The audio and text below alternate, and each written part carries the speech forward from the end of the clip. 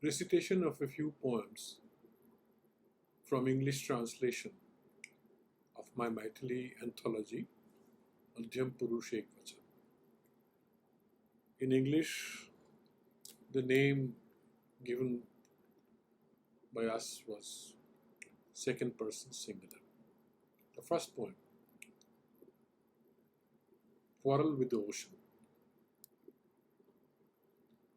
Between you and me, an ocean sits and ponders its next move. At a distance on the shore, someone weeps incessantly, maybe the last victim of the ocean. Perhaps a fish in mid-sea wonders on its dive down which way the big waves would come this time. On the way to a distant land, the falcons wonder how to use the dictionary, or how love grows even in wilderness. Somewhere with a tight grip on the tide's hair, the water god wonders, this time, should he let the ocean win, or the love between you and me?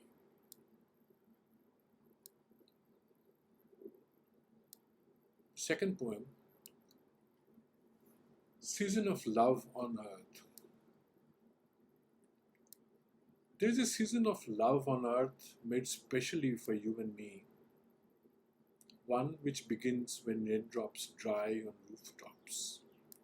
There is a season of love on earth made specially for you and me, one which begins when raindrops dry on rooftops.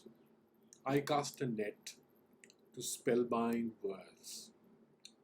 I cast a net to spellbind words, wild words that scamper like children in the neighborhood, and in the end yield to the invoking poet.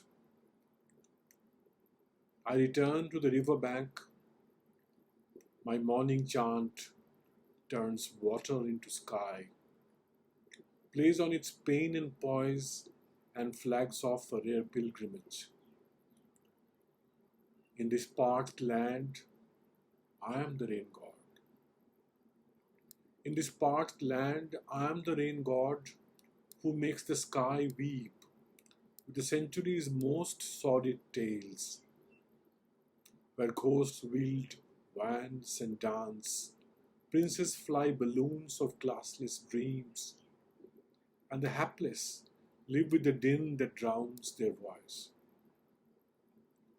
In this parched land, I am the rain god who makes the sky weep with the century's most sordid tales, where ghosts wield wands and dance, princes fly balloons of classless dreams, and the hapless live with the din that drowns their voices.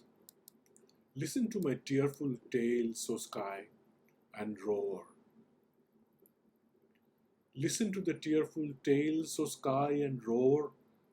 I need the sound of thunder to believe that the monsoon has arrived. I long to touch her with my loving brows, moistened by raindrops, so that I can read my words on her, ask for her hand, and remind her of all the promises she had made me last season. I long to touch her with my loving brows, moistened by raindrops, so that I can read my words on her, ask for her hand, and remind of all the promises she had made the last season.